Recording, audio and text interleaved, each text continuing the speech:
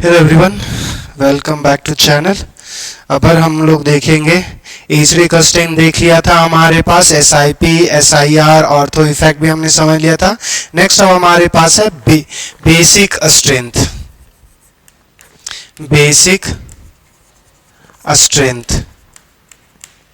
Basic strength जब हमारे पास बात करेंगे तो बेसिक एजरी का स्ट्रेंथ जैसा ही हमारे पास होगा।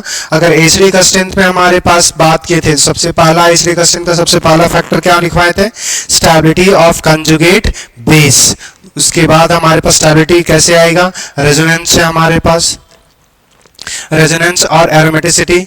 दूसरा हमारे पास यहाँ था, दूसरा फैक्टर था मेसोमेरिक प्लस वाला जितने भी थे, plus M plus H minus plus I, ये सारे इनवर्सली प्रोपोर्शनल थे ईजरी का स्ट्रेंथ में। और माइनस वाले जितने भी थे, माइनस एम माइनस एच और हमारे पास माइनस आई, ये डायरेक्टली प्रोपोर्शनल थे। अब हमारे पास बात करेंगे बेसिक स्ट्रेंथ का, तो बेसिक स्ट्रेंथ भी हमारे पास बहुत ज्यादा डिफरेंट नहीं है ईजरी का स्ट्रेंथ जैसा, बस उसी जैसा थोड़ा सा दिखेगा। देखो यहां से अगर हम बात करेंगे बेसिक स्ट्रेंथ की, बेसिक स्ट्रेंथ, तो सबसे पहला फैक्टर तो वही आ जाएगा हमारे पास, जितना ज्यादा स्टेबल कंजुगेट होगा तो स्टेबिलिटी ऑफ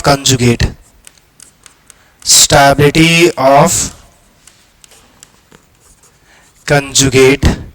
अब ये कंजुगेट बनेगा एसिड। इसी चीज को समझना, लास्ट क्लास में भी बताए थे कंजुगेट वाला। जैसे अगर अमोनिया है, अमोनिया H प्लस लेगा तो ये हमारे पास क्या बनेगा? NH4 पर प्लस बनेगा। NH4 पर प्लस बनेगा तो H प्लस एक्सेप्ट कर रहा था तो ये कहलाएगा बेस। और ये देखो, अगर ये रिएक्शंस हमारे पास वापस आया तो ये क्या देगा? H प्लस देगा। अगर H प्लस देगा तो ये क्या होगा? एसिड। मगर ये बेस से बना हुआ तो इसी को बोलते हैं कंजुगेट एसिड। तो जब हमारे पास बेस से जो मॉलिक्यूल्स बना रहेगा और जो हमारे पास H प्लस डोनेट करेगा उसको बोलते हैं कंजुगेट एसिड। तो बेस जो होता है वो हमारे पास कंजुगेट एसिड बनाएगा और एसिड जो होगा वो कंजुगेट बेस बनाएगा। तो यहां तक हमारे पास ये जितना ज्यादा हमारे पास कंजुगेट स्टेबल होगा उतना ज्यादा H प्लस इजिली एक्सेप्ट किया होगा। दूसरा फैक्टर हमारे पास जो आएगा वो रेजोनेंस आएगा। Resonance of lone pair. Generally जब हम बेसिक स्ट्रेंथ की बात करते हैं तो हमारे पास जो कंपाउंड्स होगा ना, वो अमोनिया या अमोनिया डेरिवेटिव्स लेते हैं। नाइट्रोजन पे बात करते हैं तो नाइट्रोजन का जो लोन पेयर होगा वो जितना जल्दी इजीली दे देगा वो उतना जल्दी हमारे पास, जितना जल्दी इजीली डोनेट करेगा उतना ज्यादा बेसिक स्ट्रेंथ ज्यादा होगा, या जितना जल्दी डोनेट करेगा उतना ही जल्दी तो H प्लस एक्सेप्ट करेगा।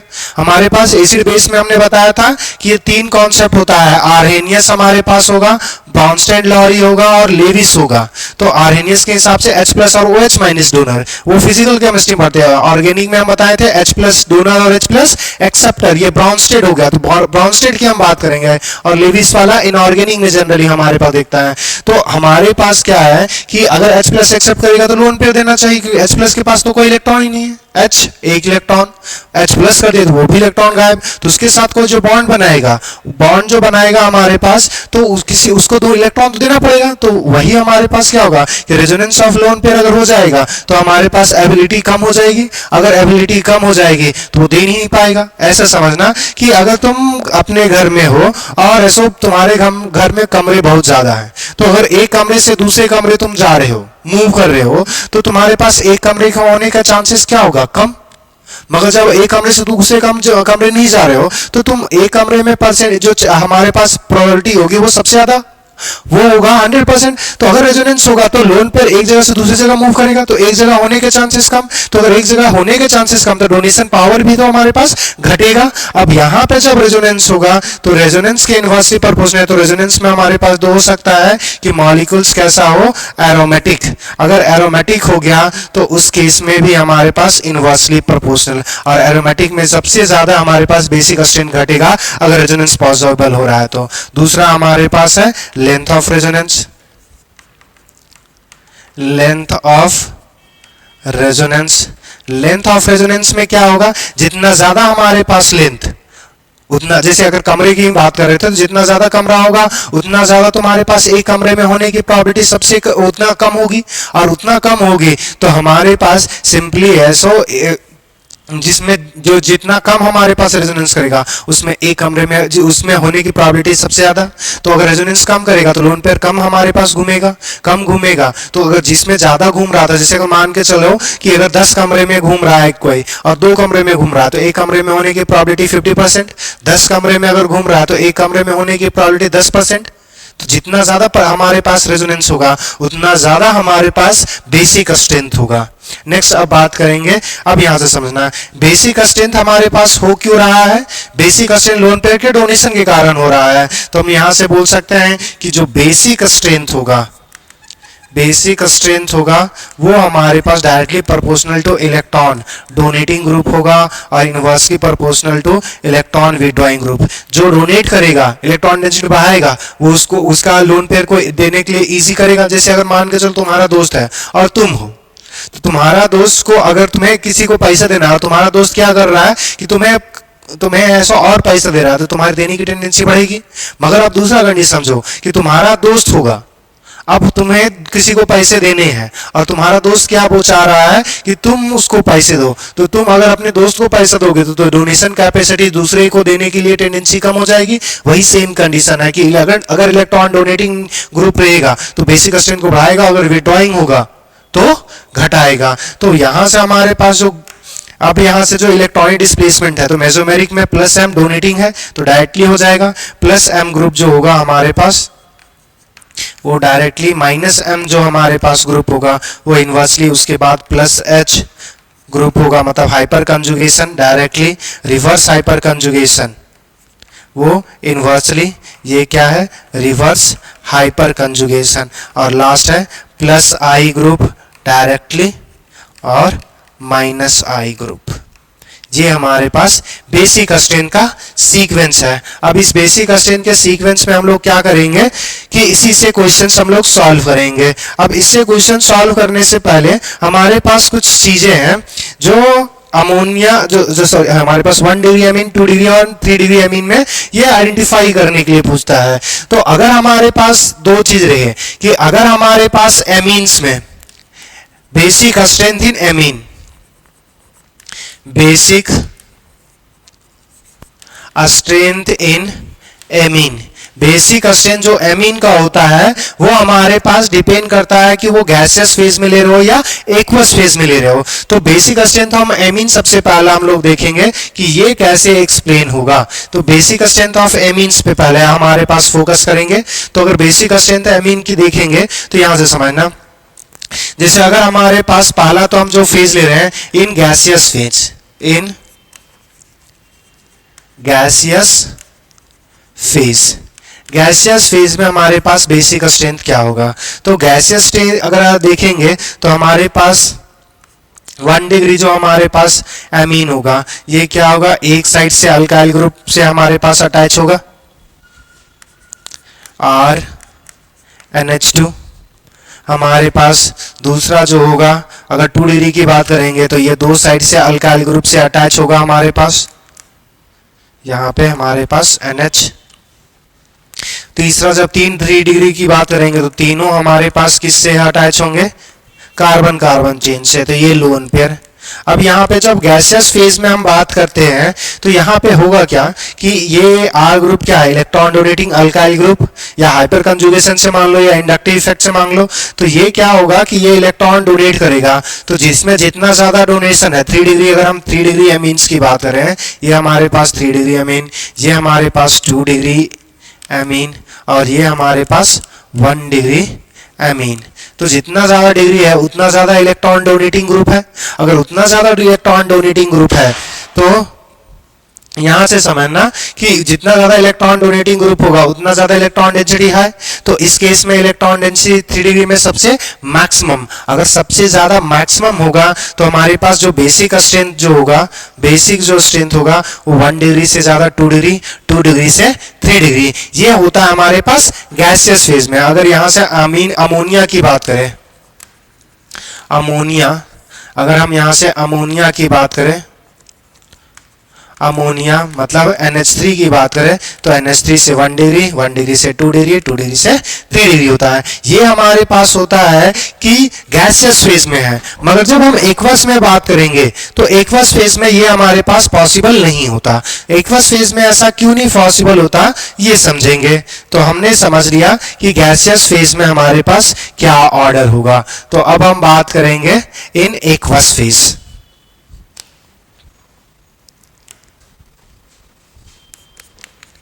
इन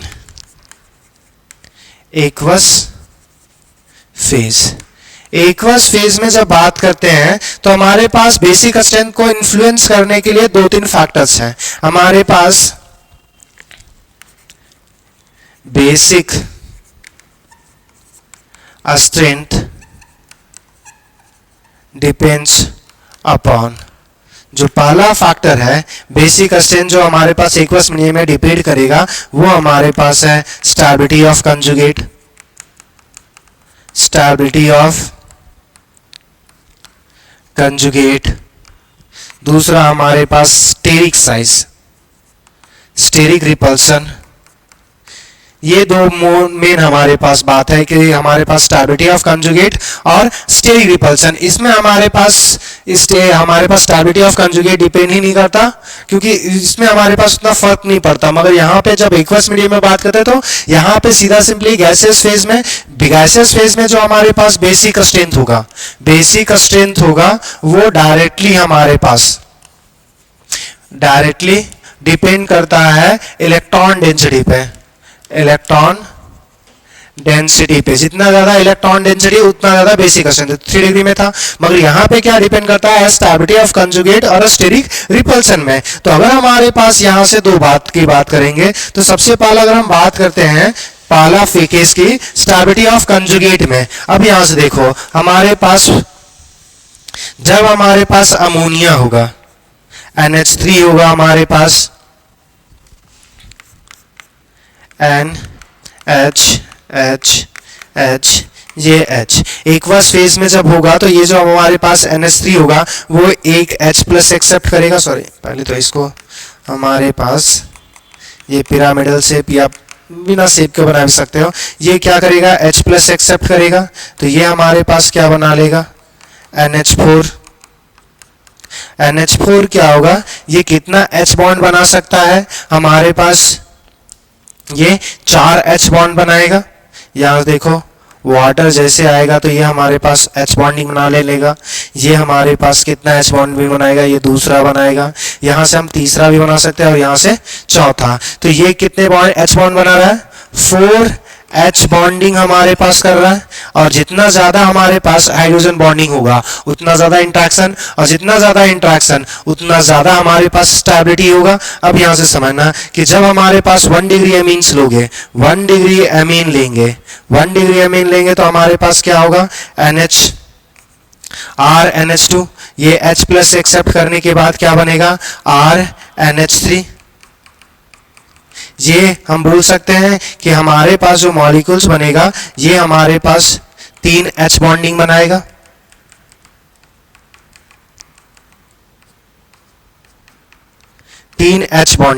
यहाँ पे हमारे पास 3 H बॉन्डिंग बनाएगा। अगर हम 2 डिग्री की बात करेंगे फिर उसी तरह 2 डिग्री की बात करेंगे, 3 डिग्री की बात करेंगे तो हमारे पास सेम हमारे पास होगा। अगर हम 2 डिग्री अमीन्स की बात करें 2 डिग्री अमीन्स की बात करेंगे तो हमारे पास फिर से वही मॉलिक्यूल्स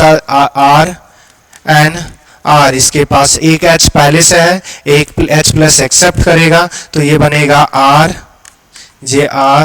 H और H। ये हमारे पास यहाँ पे H बॉन्डिंग बनाएगा। जब हम 3 डिग्री की बात करेंगे R3N की, ये जब H प्लस एक्सेप्ट करेगा तो R3NH बनाएगा और यहाँ पे सिंगल हमारे पास H बॉन्डिंग बनाएगा। तो यहाँ पे हमारे पास क्या है कि यहाँ पे कितने H बॉन्डिंग बना, यहाँ पे हमारे पास 2 H बॉन्डिंग हमारे पास फॉर्म हुआ। यहाँ पे कितना 1 H बॉन्डिंग फॉर्म हुआ। और लास्ट पहला फैक्टर हमने लिखा था कि H बॉन्डिंग के बेसिस पे, तो H बॉन्डिंग के बेसिस पे on the basis of H H bonding के बेसिस पे हम लोग बोल सकते हैं कि बेसिक स्ट्रेन जो होगा, बेसिक स्ट्रेन जो होगा, या फिर इसको हम लोग आगे देखते हैं। पहला फैक्टर के बेसिस पे हमारे पास चलिए जितना ज़्यादा स्टेबल, तो अमोनिया सबसे ज़्यादा स्टेबल हमारे पास, देन आएगा 1 degree amine, then 2 degree amine, then 3 degree अमीन।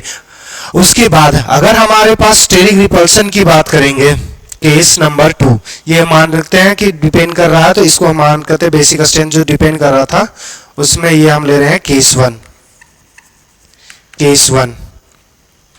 अब केस 2 की बात करते हैं। केस 2 में हमने बोला था steric factor, case 2 steric factor. Steric का कहने का मतलब है कि अगर साइज बड़ा होगा तो रिपल्सन भी ज्यादा होगा। देखो 1 डिग्री अमीन, 2 डिग्री अमीन और 3 डिग्री अमीन में बात करेंगे तो साइज सबसे बड़ा जो होगा वो 3 डिग्री अमीन का होगा, तीनों साइड से अल्काइल ग्रुप होगा तो उसका साइज बड़ा होगा। तो अगर हम स्टेरिक रिपल्सन में बात करेंगे, अगर हम जब बात कर रहे हैं स्टेरिक रिपल्सन की, steric repulsion directly proportional to size होगा। अगर साइज होगा तो हमारे पास जो स्टेरिक रिपल्सन होगा, स्टेरिक रिपल्सन, स्टेरिक रिपल्सन से हमारे पास सबसे ज्यादा किस में होगा, 3 डिग्री अमीन, क्योंकि साइज सबसे बड़ा है। उसके बाद कौन आएगा, 2 डिग्री अमीन, और फिर हमारे पास आ जाएगा 1 डिग्री अमीन। अब नेक्स्ट है केस नंबर 3 कि ये तो हमारे पास था केस 2। केस 3 डिपेंड क्या करेगा वो समझना। केस 3 डिपेंड करेगा इलेक्ट्रॉन डेंसिटी पे, इलेक्ट्रॉन डेंसिटी। इलेक्ट्रॉन डेंसिटी, तो अगर हम बात कर रहे हैं इलेक्ट्रॉन डेंसिटी की, इलेक्ट्रॉन डेंसिटी की अगर बात करेंगे तो इलेक्ट्रॉन डेंसिटी के बेसिस पे अगर हम बोलेंगे तो हमारे पास सबसे ज्यादा किस में होगा, 3 डिग्री अमीन, देन हमारे पास क्या होगा 2 डिग्री अमीन, और फिर हमारे पास 1 डिग्री अमीन। अगर हमारे पास ये सीक्वेंस है 2 डिग्री 3 डिग्री हमारे पास, तो अब यहां से अगर हम बेसिक स्ट्रेंथ की बात करें, जितने हमने केस पढ़ा उससे अगर हम बेसिक स्ट्रेंथ निकालने की बात करते हैं, कंक्लूजन अगर निकालते हैं, कंक्लूजन,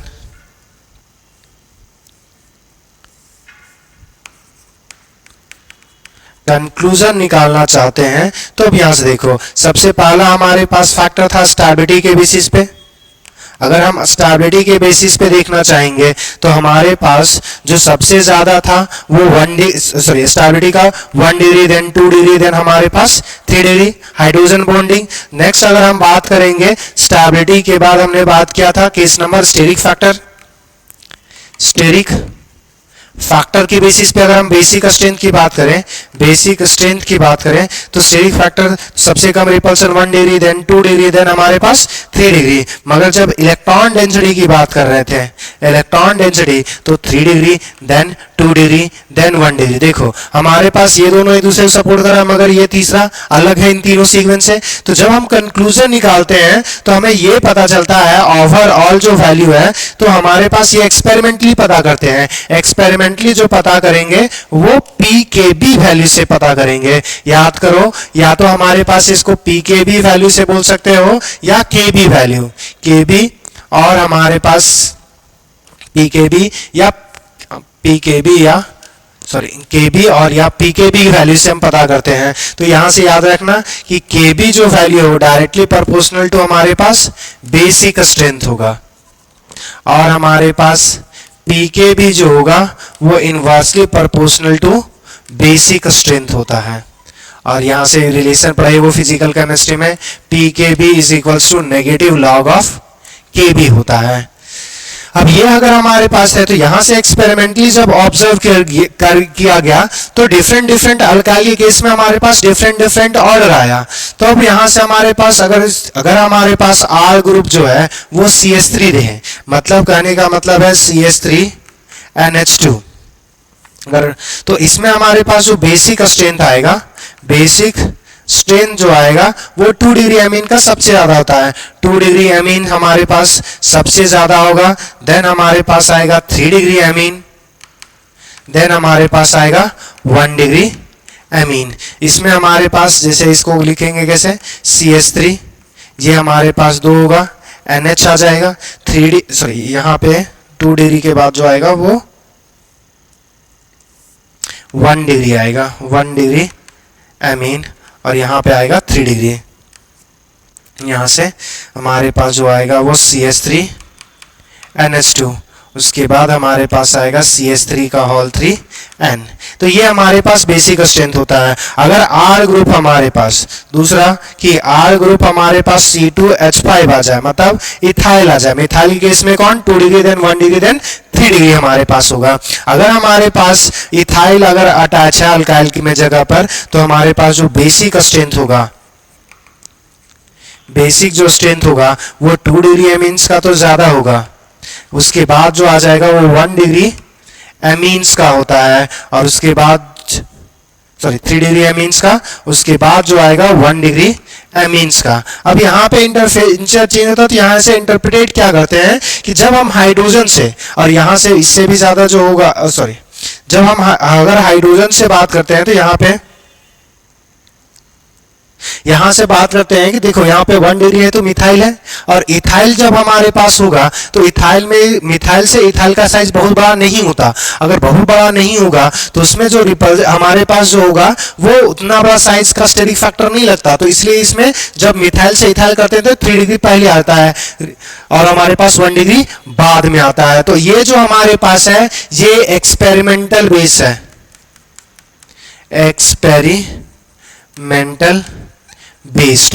तो ये आपको मस्ट है कि ये चीजें तो आपको याद ही होनी चाहिए इथाइल के केस में और मिथाइल के केस में। बेसिक स्ट्रेंथ ये पहले भी पूछ चुका है, नीट में भी पूछ चुका है, और ये इंपॉर्टेंट भी है, जेई में भी पूछ चुका है। तो ये जो है इसका हमारे पास यही इन फैक्टर के बेसिस पे हमारे पास एक्सप्लेनेशन देते हैं, और उससे हमारे पास उसी के बेसिस पे इंटरप्रेट करते हैं। मगर ये जो एक्चुअल में जो आता है वो एक्सपेरिमेंटल हमारे पास है।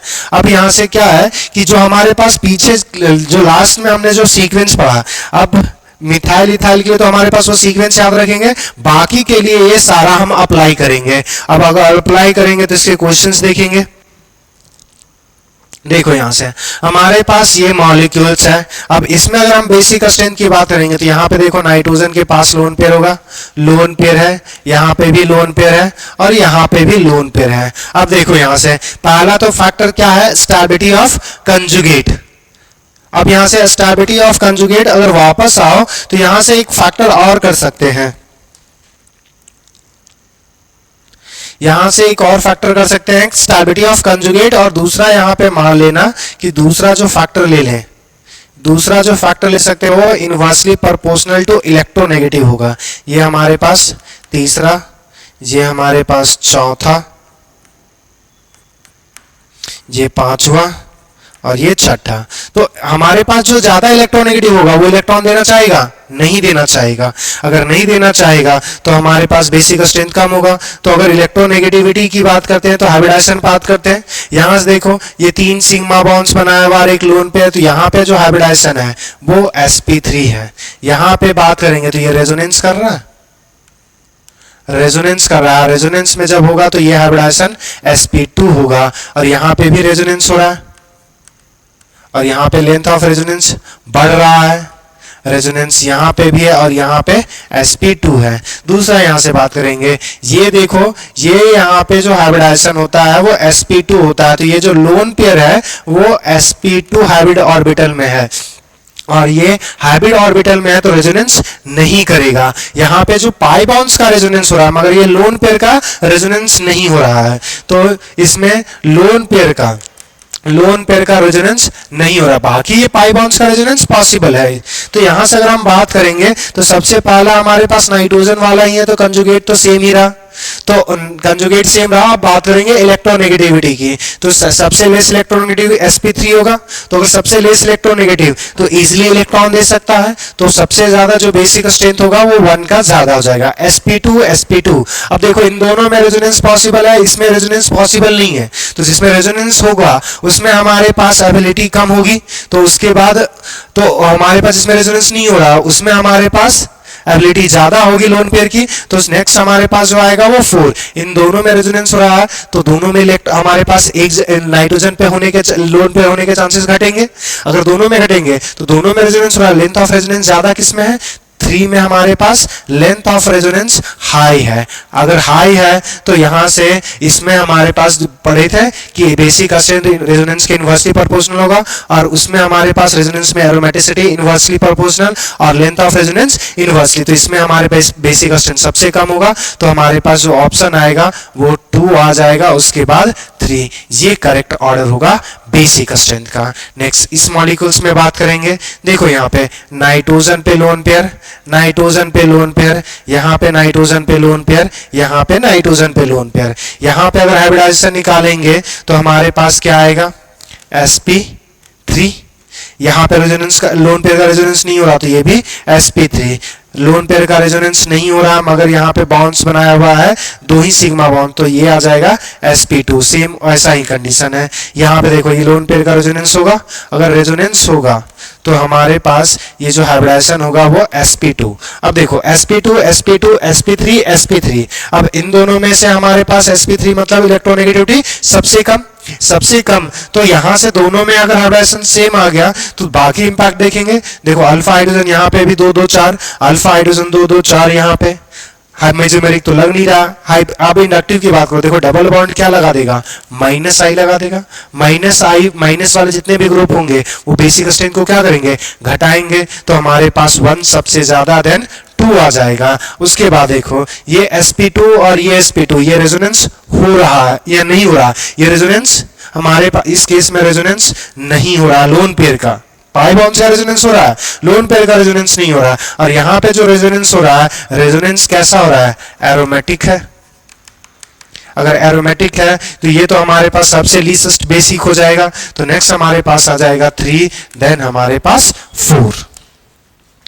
अब हमारे पास नेक्स्ट क्वेश्चंस पे हम आते हैं, फिर से वही लोन पेयर, यहां से लोन पेयर, यहाँ पे लोन पेयर जब आ जाएगा तो उसमें देखना यहां से, यहाँ पे हाइब्रिडाइजेशन कैसा हो जाएगा, sp3।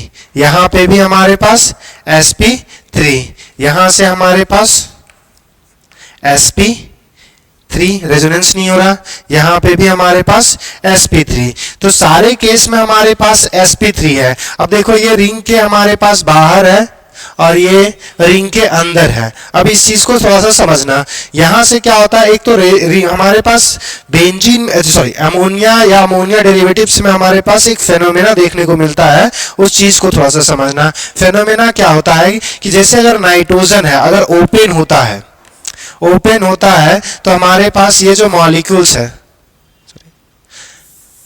जो नाइट्रोजन है, तो नाइट्रोजन कैसा होता है, अमोनिया का शेप, जो एमीन्स का जो शेप होता है, या फिर हमारे पास नाइट्रोजन अगर सिंगल बॉन्ड से कनेक्टेड होगा तो ये हमारे पास पिरामिडल होगा। पिरामिडल से ये चेंज हो जाता है, ट्राइगोनल प्लेनर बना लेगा, और इसका नाइट्रोजन का जो लॉन पेयर वाला जो ऑर्बिटल्स होता है हमारे पास, लोन पेयर का जो ऑर्बिटल्स होगा वो अनहाइब्रिडाइज हो जाता है, अनहाइब्रिडाइज हो जाएगा, तो ये बन जाता है ट्राइगोनल प्लेनर। इस केस में हाइब्रिडाइजेशन sp2, इस केस में कैसा sp3, और फिर से ये चेंज हो जाएगा और ये हमारे पास पिरामिडल शेप बना लेगा।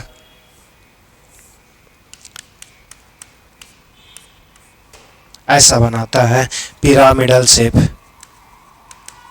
और इसमें हाइब्रिडाइजेशन हमारे पास sp3। इस चीज को थोड़ा सा समझने के लिए इसको ऐसे समझ सकते हो, छाता अगर कंसीडर करोगे, मेरे पास 2 ही पेन है, अगर हमारे पास छाता कंसीडर करोगे तो छाता जो फ्लिप को बोलते हैं कि छाता फ्लिप होता है, उसी जैसा कुछ होगा। जैसे यहाँ पे देखना, ये देखो, ये हमारे पास पिरामिडल है, ये 3 पेन्स, ये जो 3 पेन्स दिख रहे हैं आपको वो पिरामिडल शेप के दिख रहे हैं, ये पिरामिडल शेप दिख रहा है आपको, पिरामिडल, ये फिर क्या करेगा, ये ट्राइगोनल प्लेनर बनाएगा, ट्राइगोनल प्लेनर। ट्राइगोनल पहले नीचे था ये, फिर क्या हुआ, प्लेन पे आया और फिर ऐसा ये बेंड हुआ, ये ऐसा फ्लिपिंग होता है। तो ये जैसे छाता देखो, छाता नीचे की ओर होता है, हवा चले ऊपर की ओर, इसी तरह फ्लिपिंग होते हैं। तो अगर फ्लिपिंग होगा तो एक इंस्टेंट में उसका हाइब्रिडाइजेशन sp2 आएगा, और sp2 आएगा तो इलेक्ट्रोनेगेटिविटी बढ़ेगी, और इलेक्ट्रोनेगेटिविटी बढ़ेगी तो उसका बेसिक स्ट्रेंथ क्या होगा, घटेगा। और दूसरा अब यहाँ पे उसका बिना यूज किए भी बना सकते हैं। देखो यहाँ से अगर हम बात करेंगे अल्फा हाइड्रोजन, यहाँ पे कितने हैं, 2, यहाँ पे 2, यहाँ पे भी 2, और यहाँ पे भी 2। अल्फा हाइड्रोजन से यहाँ पे हमारे पास 4 है, अल्फा हाइड्रोजन यहाँ पे 4। यहाँ पे अल्फा हाइड्रोजन की बात करोगे तो सिर्फ 1 है यहाँ पे, और यहाँ पे भी अल्फा हाइड्रोजन हमारे पास 1। तो यहाँ पे बेसिक स्ट्रेंथ ज्यादा किसमें होगा, जिसमें 4 है, तो 4 वाले ज्यादा होंगे। अब देखो इसमें भी 4 और इसमें भी 4, रिंग का साइज बड़ा है तो इसमें इंडक्टिव इफेक्ट लगेगा, और वो भी प्लस और सैचुरेटेड है तो प्लस हमारे आई लगेगा, तो प्लस आई लगेगा तो बेसिक स्ट्रेंथ हमारे पास 2 का सबसे ज्यादा होगा, देन 1 का आएगा। और 1 के बाद इन दोनों मॉलिक्यूल्स में फिर से अल्फा हाइड्रोजन सेम, तो इंडक्टिव की इसका रिंग का साइज इतना ज्यादा बड़ा, तो हमारे पास जो आ जाएगा 4, उसके बाद आ जाएगा ये 3। नेक्स्ट हम इसमें बात करते हैं। देखो यहां से अगर हम इस क्वेश्चंस में अगर हम बात करेंगे, यहां से देखें ये नाइट्रोजन का जो लोन पेयर है वो रेजोनेंस करेगा, तो यहाँ पे जो लोन पेयर है वो रेजोनेंस कर रहा है, यहाँ पे रेजोनेंस कर रहा है, और हाइब्रिडाइजेशन कैसा है, sp2। यहाँ पे रेजोनेंस नहीं हो रहा है, और हाइब्रिडाइजेशन कैसा है, sp3। यहाँ पे रेजोनेंस नहीं हो रहा है, हाइब्रिडाइजेशन कैसा, sp3। ये यहाँ पे ये जो मॉलिक्यूल्स है sp3 है, कार्बन जो होगा sp3, तो मॉलिक्यूल्स नॉन प्लेनर, इसके पास कोई हाइब्रिड ऑर्बिटल नहीं है जो ओवरलैप करे। यहाँ पे जो लोन पेयर है वो रेजोनेंस, लोन पेयर का रेजोनेंस नहीं हो रहा, लोन पेयर का हमारे पास, सॉरी यहाँ पे 2 आएगा, सॉरी 3, हमारे पास लोन पेयर का यहाँ पे रेजोनेंस नहीं है, और हाइब्रिडाइजेशन कैसा है हमारे पास, sp2। तो sp3 का सबसे पहले हाइब्रिडाइजेशन हमारे पास सबसे ज्यादा बेहतर होगा बेसिक स्ट्रेंथ sp3। अब यहाँ देखो ये सैचुरेटेड है तो प्लस आई लगेगा, मगर ये कैसा है, अनसैचुरेटेड, तो ये कैसा लगेगा, माइनस आई। तो 2 का बेसिक स्ट्रेंथ हमारे पास सबसे ज्यादा, उसके बाद कौन आएगा, 3। देखो यहाँ पे भी रेजोनेंस हो रहा है और यहाँ पे भी रेजोनेंस हो रहा है। अब यहाँ पे लोन पेयर का रेजोनेंस हो रहा है और यहाँ पे लोन पेयर का रेजोनेंस नहीं हो रहा, तो जिस केस में लोन पेयर का रेजोनेंस नहीं हो रहा है वो बेसिक स्ट्रेंथ ज्यादा, तो फिर 4 आ जाएगा, देन हमारे पास जो आएगा वो 1 आएगा। ये हमारे पास बेसिक स्ट्रेंथ का सीक्वेंस होगा। अब नेक्स्ट क्वेश्चंस पे आते हैं।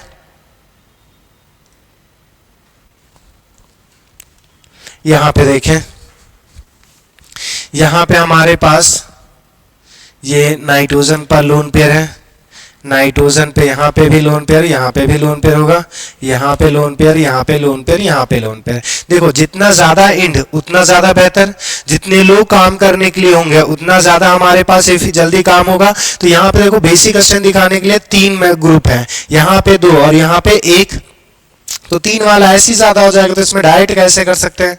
नेक्स्ट इसमें बात करते हैं, नाइट्रोजन पे जो लोन पेयर है वो हमारे पास रेजोनेंस शो कर देगा, तो नाइट्रोजन पे रेजोनेंस हो रहा है, यहाँ पे भी नाइट्रोजन पे क्या हो रहा है, रेजोनेंस होगा, यहाँ पे भी रेजोनेंस, यहाँ पे रेजोनेंस नहीं हो रहा है ना, यहाँ पे हमारे पास रेजोनेंस हो रहा है। तो जिसमें रेजोनेंस नहीं हो रहा उसका बेसिक स्ट्रेंथ हमारे पास ज्यादा होगा। अगर बेसिक स्ट्रेंथ ज्यादा होगा फिर से भाई देखो प्लस आई लगाएगा, ये माइनस आई, तो 3 का बेसिक स्ट्रेंथ ज्यादा, देन 4 आ जाएगा। इन दोनों में सब बात करेंगे, देखो यहाँ पे भी रेजोनेंस और यहाँ पे भी रेजोनेंस। अब देखना यहाँ से आपको मैंने बताया था यहाँ पे जो नाइट्रोजन से लोन पेयर कहाँ जा रहा है, ऑक्सीजन पे, यहाँ नाइट्रोजन से कहाँ जा रहा है, कार्बन पे। ये कैसा, लेस इलेक्ट्रोनेगेटिविटी से किस में जा रहा है, मोर इलेक्ट्रोनेगेटिव में। हमारे पास यहाँ क्या है कि ये मोर इलेक्ट्रोनेगेटिव है, वहां से कहाँ जा रहा है, लेस इलेक्ट्रोनेगेटिव में, तो ये जाने की टेंडेंसी कम होगी, लेस से मोर में जाने की टेंडेंसी ज्यादा होगी।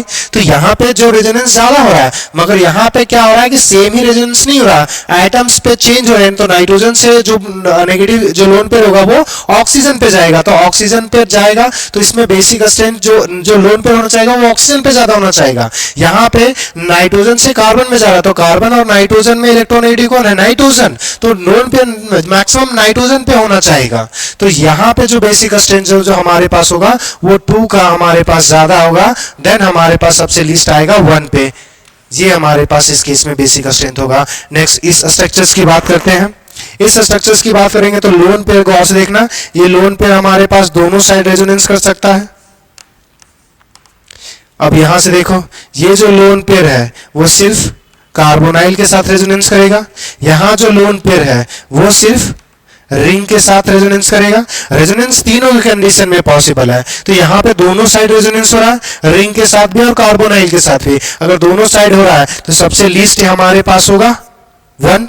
अब देखो, इसमें 1 रेजोनेंस, इसमें भी 1 रेजोनेंस। ये नाइट्रोजन से ऑक्सीजन, नाइट्रोजन से कार्बन, तो नाइट्रोजन से कार्बन जाने की टेंडेंसी कम होगी, तो हमारे पास उसके बाद जो बेसिक स्ट्रेंथ होगा 2 का ज्यादा देन 3 का। हमारे पास क्योंकि नाइट्रोजन से ऑक्सीजन जाने की टेंडेंसी ज्यादा होगी, नाइट्रोजन से कार्बन जाने की टेंडेंसी कम होगी। अगर कम होगी तो नाइट्रोजन पे इलेक्ट्रॉन डेंसिटी ज्यादा होगा।